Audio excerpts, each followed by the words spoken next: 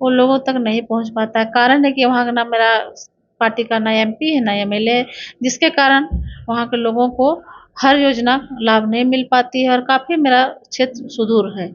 चुनाव लड़े थे हम और लगभग हम सेकंड पोजीशन पे रहे थे, क्योंकि हमारे फादर भी वहाँ से दो दो बार विधायक रहे हैं, उनका कार्यकाल रहा है तो काफी हमारे फादर भी वहाँ किए हैं काम, तो उसका प्लस में हम जब से राजनीतिक में आए तब से लेकर के अभी तक हम काम कर रहे हैं। जो भी हमसे हो पा रहा है, हमारे विधानसभा में जैसे एक भी महिला कॉलेज नहीं है, जो कि हमारे देवरी और जमुआ की जो बच्चियां हैं, जिसके पास साधन है वो अपने बच्चियों को बाहर पढ़ने के लिए भेजते हैं, जिसके पास साधन नहीं है वो मैट्रिक पढ़ा करके या इंटर पढ़ा करके, जैसे रोड हो गया और आपका किसान को ले लीजिए, शिक्षा को ले लीजिए। झारखंड में विधानसभा चुनाव तारीखों के ऐलान के बीच में दम भरने के लिए कई राजनीतिक दलों ने अपनी पूरी ताकत झोंक दी है। इस बीच चुनाव राज्य की राजनीतिक दिशा तय करने में जमुआ से कांग्रेस के संभावित प्रत्याशी डॉक्टर मंजू कुमारी किस प्रकार की महत्वपूर्ण भूमिका निभाएंगी, आइए जानते हैं। और इस जो 2024 की सत्ता की रणभूमि में वो अपने आप की दहलीज पर वो पैर रखेंगे और हमारे बीच वो जानेंगे। सबसे पहले डॉक्टर मंजू जी, जमुआ विधानसभा की अगर हम बात कर ले, जमुआ विधानसभा जो है काफ़ी पिछड़ा के रूप में विधानसभा माना जाता है, ऐसे में क्या कहेंगे आप? मेरा जमुआ विधानसभा जो है भाग संख्या 30 है और काफ़ी मेरा मतलब सुदूर इलाका है। हमारा जमुआ विधानसभा में 2 प्रखंड पड़ता है, एक जमुआ और एक देवरी। वहाँ का हर एक मतलब कि जो भी हमारे सरकार का योजना जो है वो लोगों तक नहीं पहुँच पाता है। कारण है कि वहाँ का ना मेरा पार्टी का ना एमपी है ना एमएलए है, जिसके कारण वहाँ के लोगों को हर योजना लाभ नहीं मिल पाती है और काफ़ी मेरा क्षेत्र सुदूर है। 2000 अगर हम 19 की बात करें तो 2019 में भी अपने भाग आजमाया था और राजनीतिक विरासत आपके साथ है। क्या लगता है कि इस बार जो विधानसभा के चुनाव 2024 के रणभूमि में आप किस तरीके से देखते, कहाँ देखती हैं? हम 2019 में हमको गठबंधन के तहत कांग्रेस पार्टी से जमुआ से टिकट मिला था। चुनाव लड़े थे हम और लगभग हम सेकंड पोजीशन पे रहे थे। लगभग 40-42 हज़ार मत प्राप्त हुआ था और हम रनर रहे थे। और उसके बाद से लेकर के अभी फील्ड में काम कर रहे हैं और इस बार भी हमको उम्मीद है, पार्टी की तरफ से मुझे पूर्ण विश्वास है कि मुझे इस बार भी मौका मिलेगा और हम गठबंधन के तहत वहाँ पर चुनाव लड़ेंगे और वहाँ कांग्रेस के खाते में हम सीट जीत करके हम देंगे। देखिए, अगर जमुआ विधानसभा की अगर बात कर ले तो चूंकि राजनीतिक भूमि आपकी लंबा समय से रहा, आपके पिताजी 2 बार विधायक रहे हैं उस क्षेत्र में, तो वैसे में क्या लगता है कि इस बार 2024 में आपको लाभ मिलेगा? हाँ हाँ, बिल्कुल लाभ मिलेगा, क्योंकि हमारे फादर भी वहाँ से दो दो बार विधायक रहे हैं, उनका कार्यकाल रहा है तो काफ़ी हमारे फादर भी वहाँ किए हैं काम, तो उसका प्लस में हम जब से राजनीतिक में आए तब से लेकर के अभी तक हम काम कर रहे हैं। जो भी हमसे हो पा रहा है, छोटा से छोटा बड़ा से बड़ा काम हम कर रहे हैं, लोगों को लाभ पहुँचा रहे हैं।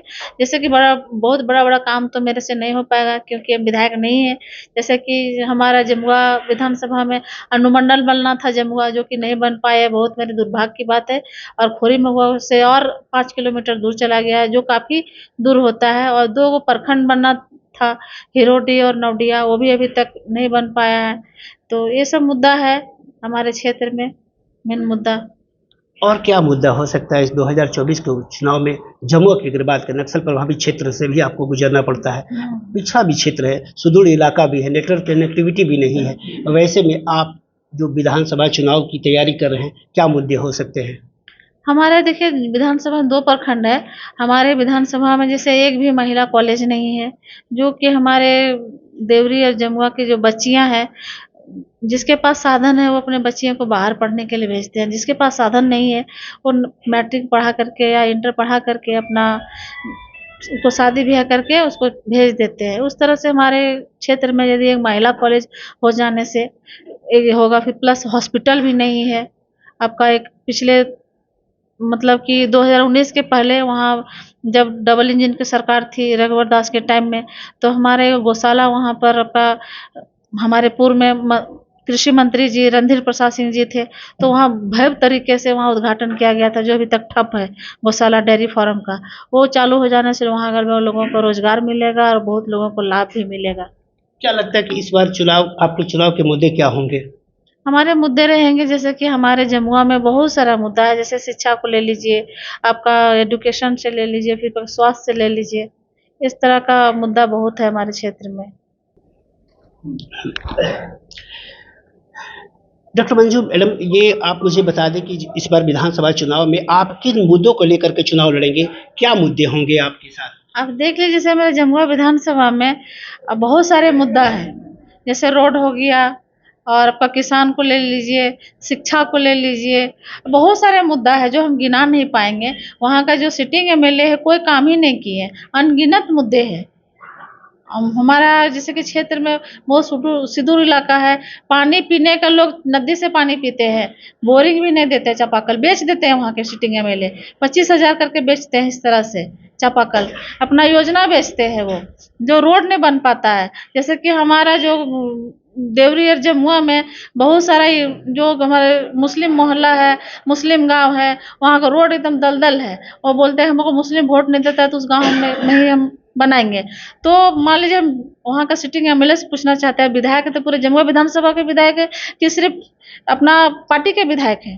तो रोड बनेगा तो उसमें सब लोग चलेंगे ना, कांग्रेस का भी चलेंगे, उसमें बीजेपी का भी चलेंगे, जेएमएम का भी चलेंगे, राजद का चलेंगे, तो ये सब उनका मोनोपोली है।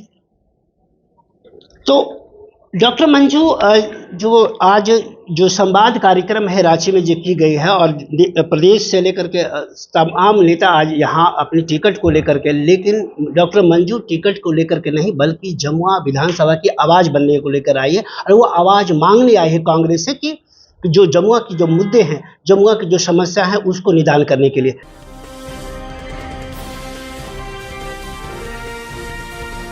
केलांचल टाइम्स, हर खबर पर हमारी नजर।